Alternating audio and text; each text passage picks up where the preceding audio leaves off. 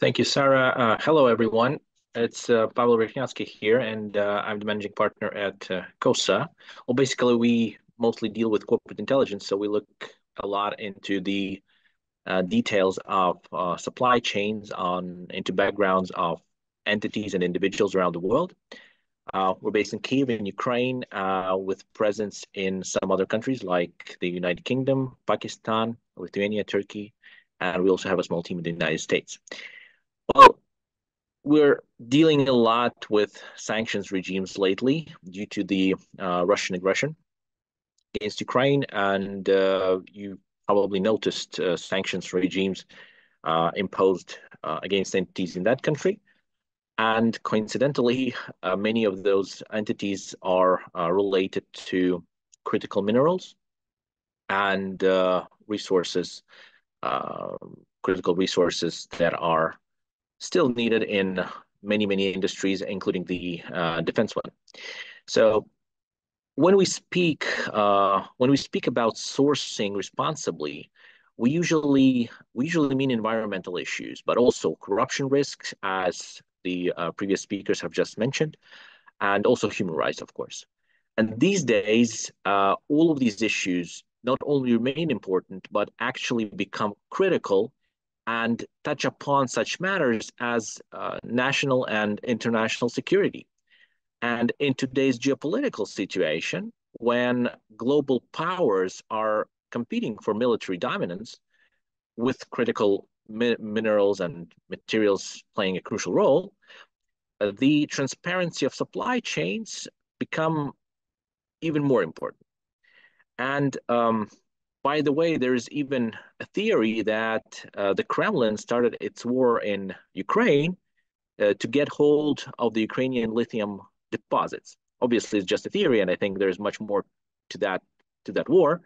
But yes, we've seen such theories as well. But knowing how Russians try to do things in a complex way, so I wouldn't be surprised if that was one of the points. So understanding who you're buying your materials from, who owns the mine or a refinery or a plant, or how do they reach your facility, what intermediaries are involved, is crucial. Moreover, this actually works the other way around too. So understanding who your buyer is, uh, or even more importantly, who your end user is critical. This also works within the investment industry. I mean, not the industry in general, but in terms of investment processes. You want to know who's investing into your company. And sometimes, as we see it in some of our projects, it's crucial to understand who you are co-investing with, who your co-investors into a project are. Since we're dealing a lot with defense-related technology and dual-use technology projects, critical minerals are also an aspect to this, and we can see a lot of so-called corrosive investments where the actual aim of the investment isn't developing the business, but actually harming it. So the factor that has increased attention to the aspect of supply chain transparency lately is sanctions. We've all heard about sanctions, and we've seen many uh, Russian metal plants, mines, refineries, owners being sanctioned due to their support of the Russian aggression against Ukraine. And many of them tried escaping the sanctions seal by pretending not to own this or that entity and hide their ultimate beneficial ownership, basically. And of course, responsible businesses want to be sure that they're not dealing with a sanctioned entity whose real owner benefits from the brutal war launched by its country against a European nation. Um, and one might ask, so how they actually benefit from it? Well, we'll see this further. I'll cover this slightly later. This will be very clearly seen in a bit. Um, what while conducting checks on the supply chains on your suppliers or your buyers, companies resort to automated checks, resort to databases and tools that can quicken the process, but they often lack depth, which is very well known to those trying to actually hide something, as well as to their lawyers. And the tools that can help you reach that depth required to identify the real owners, the nature of the deal, etc., is the enhanced due diligence, basically. So enhanced due diligence is obviously covering all the checklist points of a normal due diligence screening, such as the UBO, the related entities, government connections, PEPs within the ownership structure or management, litigation history, financial standings, all of those things. But it also involves an analytical component which provides you the context of the issue in question. It provides the that very depth that I touched upon earlier. And the good thing about enhanced due diligence is that it often involves human intelligence, like basically source inquiries. And I will give you an example of a real source inquiry or a real source comment related to one of our projects. I obviously will not be naming any companies or sources or real names, but this comment gives a very good understanding of what I'm talking about. So while we were in, while we were looking into the reputation and the background of a refinery involved in critical material supply, we came across this comment from one of our sources. So I'll be citing this one. A quote, "The plant continues to be in Victor's sphere of interest. There are still people from Victor's inner circle in the plant's ownership structure who essentially act as managers and shareholders. The decision to sell the plant was made after sanctions were imposed on Victor back in 2018. Victor wanted to retain control over the company, and in order to do so, he needed to withdraw from direct ownership and hide behind frontman, which he did." And here is where we can see the fact of benefiting from the war. Quote, "The first thing you need to understand is that the plant is an important part of the Russian military industry chain. Therefore, Victor retained control over the company. The country's leadership would not allow a stranger to control the plant." So obviously, these kinds of comments require verification. They require several sources to confirm the same thing, and basically they help you, they guide you into further research. And in this particular case, obviously, what you can do is, besides purely source inquiries, you might want to explore, say, the tender's history of an enterprise to understand the background of this company's cooperation, say, with the military industry of a particular country, right? I'm not going to go too deep into, the tenders, online tenders platforms being closed right now, the ones related to military and defense, or in Russia's case, offense cases. But there are methods to explore them as well. But the key thing here is to understand the real nature of the deals, understand the realities in a particular country. This also pertains to intermediaries that we can see quite often while conducting research on sanction circumvention schemes, where several layers of intermediary companies are in place to hide the actual seller or the buyer of the goods. And this is quite often seen while we're trying to disclose or reveal the um, buyers related to the military industry in autocratic states. And the the only, well, not the only, but one of the critical aspects how you can disclose these issues or reveal them is through thorough analysis of trade data available through certain platforms, which I probably will not highlight right now. This might look like advertisement. Anyway, certain platforms that provide you with the trade data in a legal way, because there are different sources in the market, but I'm talking about the legal ones, legally obtainable.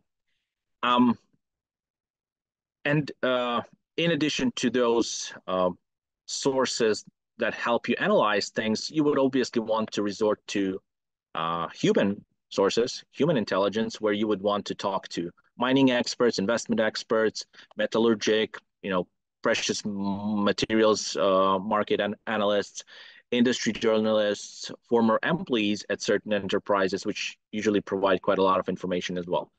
And those working for entities related to the subject of your research. But the key point here is just not to tick the box while conducting your compliance screening or integrity due diligence procedure, but actually dive deeper, since most of the illicit financing goes due to the fact that companies, corporations, banks are not diligent enough to or not careful enough with how they approach their due diligence procedure, uh, making it not deep enough, but rather, as I'm saying, ticking the box. I'll stop here probably, and happy to answer the questions if there are any. Pavel, thank you very, very much. Everyone, please, round of applause for the fantastic Pavel. Fantastic. See, this is the awesome thing about this conference, is that we get to bring together so many different people that I think ordinarily you would never find this variety of people in the same session. Pavel, we've got a couple of questions that have come in for you, and then I'd like to open it up to the rest of our fantastic speakers who are still with us now. The first question actually does hark back to something that I think Ludovine was mentioning yesterday about those supply chains, those value chains getting more complex, more complicated. And you alluded to this, I think, in terms of the different intermediaries, the interdependencies, etc., with regards to those different actors. Do you think that sanctions and their impact on mineral value chains are getting, well, I guess there's more breadth and depth with regards to those sanctions, but do you think that we're getting the awareness from downstream actors in the way that we need in all of this? Well, yes, the players involved in the industry are aware of this issue and they're impacted. The question is whether uh, they want to make things diligently. The question is whether they care. So the sanctions imposed on certain market players are mostly imposed by the so-called sanctions coalition, and countries outside the sanctions coalition and companies from those countries very often don't really care unless, you know, secondary sanctions mechanisms take place. And this happens more and more often. So we can see that jurisdictions where the countries that were quite heavily involved in sanction circumvention mechanisms, by countries, I mean entities located in those countries, not the governments in general. Those countries involved in those mechanisms, say a year ago, even 6 months ago, have now significantly decreased their so to say involvement in these processes, and this is mostly due to political issues and obviously understanding their dependency on the global markets, and no one wants to lose their strong, capable Western markets for 1 or 2 billion a year, right? so it's a significant issue, but it's this actors are being aware of that, and they're being impacted heavily. So the situation is changing, is changing, and the sanctioned entities, sanctioned individuals, are trying to find more and more evasion or circumvention schemes uh, to obviously keep on doing their dirty business. So it's a non-stop process. But the good thing is that this actually the sanctions regimes really do um, make the war for the Russians, for example, in this particular case, uh, much more expensive than it would be without them. Thank you for that, Pavel. Now, I know that Michael has put a question into the chat. Michael, if you're still here, would you like to turn on your video and your microphone and ask your question yourself? Oh, yes. Okay. Thank you, Sarah, and thank you, Pavlo, for your presentation. My question really was looking at small and medium-sized enterprises who face the same kind of risks of being entangled in sanctions, dealing with companies with sanctions, but may not have the budget. Enhanced due diligence, and I have a background. I have some that's in my background as well. I worked for control risks for a while in a previous lifetime. Small and medium-sized enterprises may not have the budget for enhanced due diligence, which can cost tens of thousands, if not more, dollars. So, what measures can they take to help manage these risks? Well, Michael, thank you very much for the question. And as a regional, due diligence player, I don't want to make any kind of advertisement here, but the question makes me do this in a sense because the budgets for these kinds of procedures could be much lower than we can see in the global market. So there are players capable of providing in-depth information and answer your very specific questions in regard to the transparency of your counterparties for a much smaller budget. Moreover, smaller companies usually don't have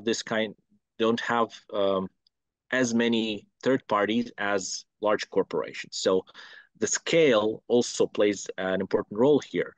So it is also the scale of or the number of entities you need to check. Basically, you would never have all your third parties of a high risk, right? So you would have, say, 100 counterparties, 10 of which would be moderate or high risk, and you would apply enhanced due diligence only to those 10 or even 5 at times. Moreover, the country risk is also important. So whenever you can see an entity or a third party related to a certain high risk jurisdiction, and that is another topic, how you identify the high risk of a jurisdiction, right? Oh, basically, if it's from Russia or say China or Iran, obviously, but you might not even want to deal with a country like that, for example, in some cases. But you would be cautious of your direct third party, which can be an intermediary to those guys, being related to them, right? And this is where you would want to understand the high risk jurisdiction rate of a country like, for example, Turkey or the UAE or Kazakhstan that were involved previously in sanction circumvention mechanisms. So whenever you see a high risk country, you might want to apply enhanced due diligence. So it doesn't happen all the time with all your third parties, and spending, up to $20,000 a year for several checks like that would be, I believe, sufficient. Okay.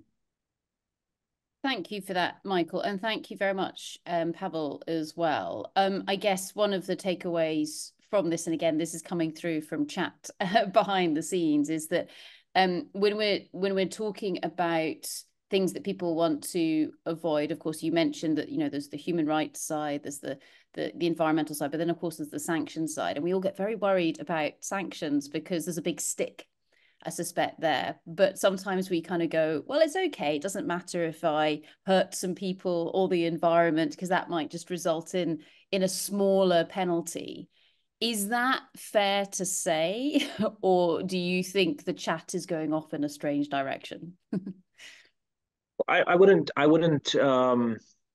narrow everything to fines, penalties, etc. And when I'm saying sanctions, the critical thing is that they are imposed for a reason. So they're imposed for supporting the aggression, for example, in Russia's case, right? So one country attacked another, and as the sanctions coalition imposed sanctions against the aggressor. It's not the penalty, it's the understanding that the critical resources that you might be selling to a country would appear in a missile that would hit a hospital, a residential area, a park, like today in the morning in Kharkiv, with two people murdered at once, and obviously two civilians. So it's the understanding of the substance of this issue, not the consequences, like the penalty or fine. We can see plenty of cases around the world where fines are paid by the same companies time after time for money laundering violations, for example. We can see financial institutions being involved all the time.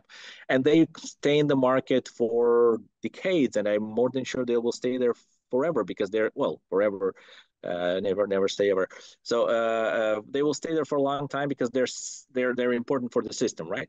So it's not that it's not the fine. It's the human values. I think so. Okay, fantastic. Thank you very, very much, Pavel. Round of applause for Pavel, everyone. Brilliant.